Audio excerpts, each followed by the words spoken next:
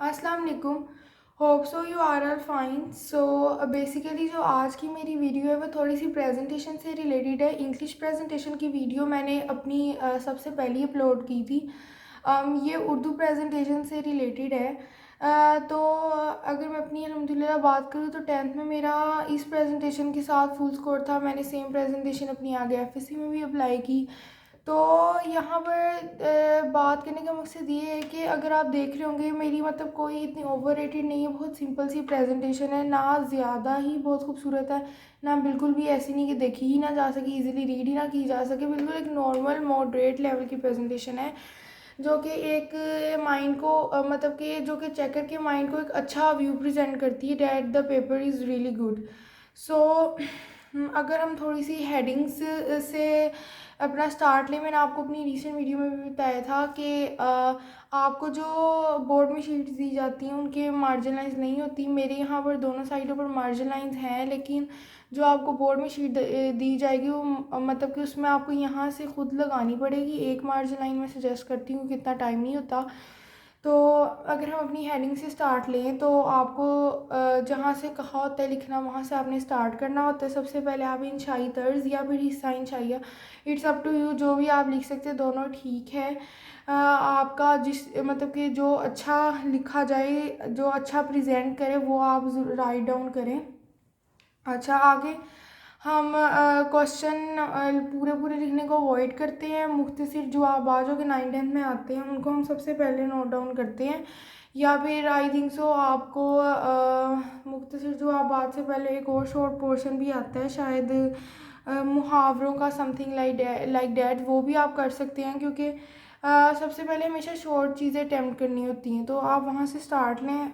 उसके बाद वो कर लिए मुख्तसर जवाबात, उसको फुल क्वेश्चन लिखने की ज़रूरत नहीं, हेडिंग दे। अगर आपको फर्स्ट क्वेश्चन आप देखते हैं अपना, आपको आता है गालिब को पसंदीदा फल का नाम लिखें, सिर्फ उसकी मेन एक हेडिंग बनाएं। ऐसी हेडिंग हो वो कि जो चेकर को क्वेश्चन देखना ही ना पड़े, उसके लिए इजीली वो क्वेश्चन का माइंडसेट क्रिएट कर दे।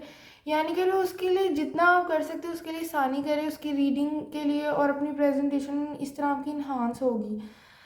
मैंने ये वाली जो हेडिंग है सारी, ये मैंने अपनी 605 मार्कर से लिखी है। 605 से मास्टर का सबसे अच्छा होता है, उसी से मैंने लिखी हैं। और ये वाली जो मेरी आगे हेडिंग थी ये मैंने 604 मार्कर से लिखी है।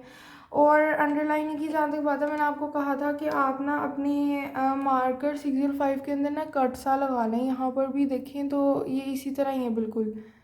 मतलब कि ना मैंने इसको इसी तरह इसके कैप से ही थोड़ा सा कट किया हुआ है, तो इसको ये इसी से मैंने ये वाली लाइन सारी लगाई है। हाँ, मेन ऊपर वाली है मतलब जो अंडरलाइनिंग है वो मैंने 605 की, जो उसके बगैर कट वाला होता है उससे की है।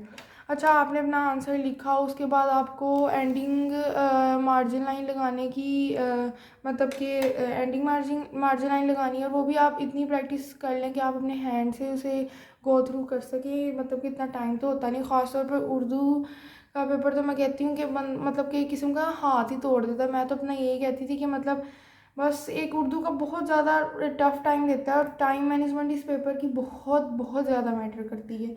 तो ये बहुत अपनी सिंपल सी प्रेजेंटेशन रखी है, ये भी बिल्कुल बहुत सिंपल सी है। अपनी हेडिंग्स को थोड़ा आप थोड़ा बिग करके लिखें, ताकि ऐसा हो कि मतलब कि ना आपके पेजेस कवर अप मतलब जल्दी टाइम में हो, और ऐसा भी नहीं लगे कि बहुत ओवर कवर अप हुए हैं। क्योंकि मैंने एक बात अपनी प्रीवियस वीडियो में भी की थी इंग्लिश प्रेजेंटेशन में, कि आपको पेपर इस तरह पूरा करना है कि जितनी आपको शीट्स प्रोवाइड की जाएँ उनको पूरा करना है हर हाल में, ताकि एक माइंडसेट चेकर के माइंड में बन जाए कि हाँ मतलब कि इसको मतलब कि काफ़ी चीज़ों का पता है, कोई पेज एक्स्ट्रा नहीं छोड़ना। इस तरह अपने पेपर को आपने अटैम्प्ट करना है। आगे हमने तफसीली जवाबात की हेडिंग दी है। मतलब कि तफसीली जवाबात कोई भी हो सकते हैं, आपको कहानी का कहा जा सकता है, आपको मुकालमे का कहा जा सकता है, मतलब कि ना कोई भी इस तरह के हो सकते हैं। उससे पहले भी आप दे सकते हैं, लेकिन ज़रूरी नहीं है तफसीली जवाबात की हेडिंग देना।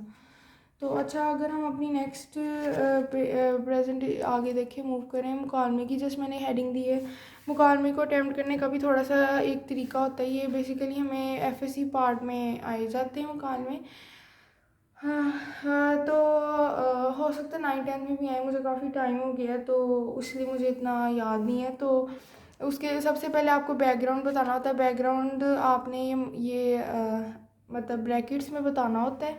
उसके बाद आप अपनी जो भी आपके करैक्टर्स हैं उनके नेम को मार्कर से लिखें और आगे उनके कॉलन लगाएं और अपने आगे वो जो भी आपका उसका वो स्टेटमेंट है उसको लिखें। अच्छा, इक़्तिबास की तशरीह हमें आती है, उसकी भी देख लें। उसके अंदर भी हेडिंग्स होती हैं। आपको इसी तरह ख़त कशीदा अल्फाज के मानी इसको इस तरह अल्फाज मानी की फॉर्म में लिखें ताकि चेकर के लिए इजी हो। वो ऐसा ना हो कि कुछ स्टूडेंट ऐसे करते हैं कि वो अल्फाज के आगे बिल्कुल उसका मानी लिख देते हैं। नहीं, आप एक मार्जिनाइन वे में लिखें ताकि चेकर के लिए हर तरह से ईजीनेस हो उसको रीड करने में। इसी तरह हमारा सबसे मेजर पोर्शन आता है इशार की तशरीह। मतलब कि ये बहुत टाइम कंज्यूमिंग पोर्शन होता है और ये हमेशा एंड पे करना चाहिए।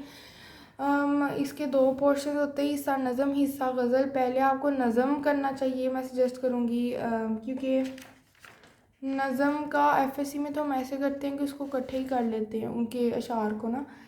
तो मैक्सिमम 5 पेजेस तक आलमोस्ट बन जाता है। तो ये मैं पेजेस की रेंज की इतनी बात नहीं कर रही, आई थिंक सो आपको पता ही होगा। अगर नहीं तो you can ask in comment section. तो मतलब कि इतना ही होता है, 5 आई थिंक सो इनफ था। मैंने भी अपना इतना ही लिखा हुआ था। तो क्योंकि गज़ल का पोर्शन थोड़ा लेंथी होता है तो उसको लास्ट पर करना चाहिए।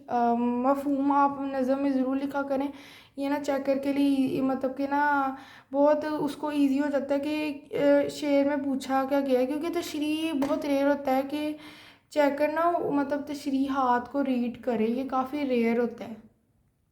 अच्छा, उसके बाद हम हिस्सा गज़ल की तशरीह की तरह मूव करते हैं। तशरीह की इस तरह हेडिंग।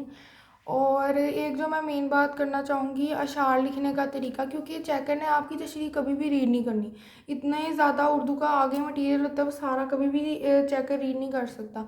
अगर उसके लिए आप और ईजीनेस क्रिएट कर सकते हैं तो आप वर्ड्स को बेशक अंदर हाईलाइट कर दिया करें, लेकिन ये भी काफ़ी टफ रहता है। अगर वो नहीं कर सकते, एटलीस्ट अपने अशार को बहुत एक प्रेजेंटेड व्यू में आप पेश करें। मतलब कि आपके अशार उसने ज़रूर रीड करने हैं और आपका अशार रिपीटेड बिल्कुल नहीं होना चाहिए।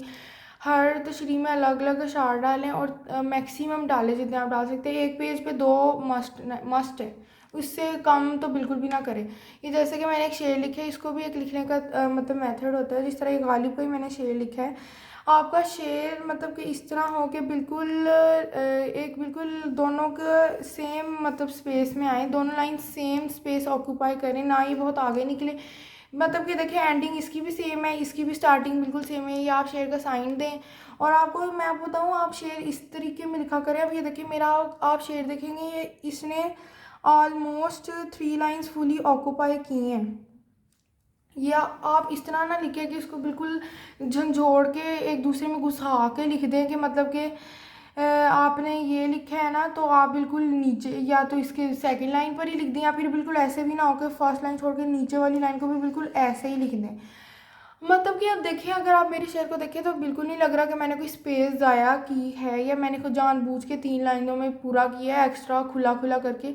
नहीं, इसको थोड़ा सा एक वो होता है मेथड। या आप देखिए, फर्स्ट लाइन को मैंने ऐसे लिखा है कि उसको मैंने ऑलमोस्ट लाइन्स पर उसको राइट अप किया है। लेकिन जो मेरी अब ये सेकंड लाइन थी, मैं क्योंकि इसको मैंने थोड़ा नीचे करके लिखा कि इसके कुछ वर्ड्स नीचे आ रहे, तो मैंने जो अपनी सेकंड लाइन थी उसको मैंने ऐसे राइट अप किया कि मैंने उसको लाइन पर नहीं राइट अप किया, मैंने उसको मिड में लिखा है ताकि उन चेकर को ये ना लगे कि मैंने अपनी लाइंस का वेस्ट अप किया है और मेरा पेपर एक प्रेजेंटेड व्यू में लगे, अच्छा लगे, शेर बड़ा बड़ा लगे, ईजिली चेकर के लिए रीडेबल हो और मेरी स्पेस और मेरी राइटिंग की स्पीड भी ये मतलब जल्दी तेज़ हो। तो ये थोड़ा सा एक तरीका होता है। आप बाकी शायर का नाम भी लिख सकते हैं, ये तो बहुत ही अच्छी बात है ना। लेकिन अगर आपको नहीं भी पता तो फिर रहने दें, इस तरह शेर लिखे, देन मूव ऑन। सो यही थोड़ी सी बातें थी। Hope so you will like it. So all for today, अल्लाह हाफिज़।